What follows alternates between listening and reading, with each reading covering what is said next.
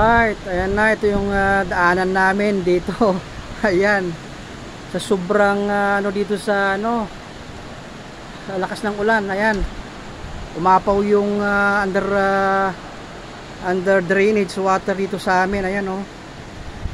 Ito yung international na ano, school. Ayan, papunta doon sa amin. Ayan, may bahay yata doon sa amin oh. Pasok ng tubig oh. Ay nako. Ito na naman tayo. Walang pasok, hindi ka pwedeng makapasok.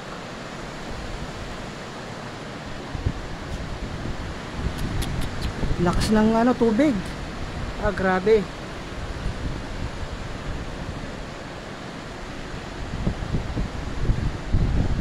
Yung mga ano, maintenance.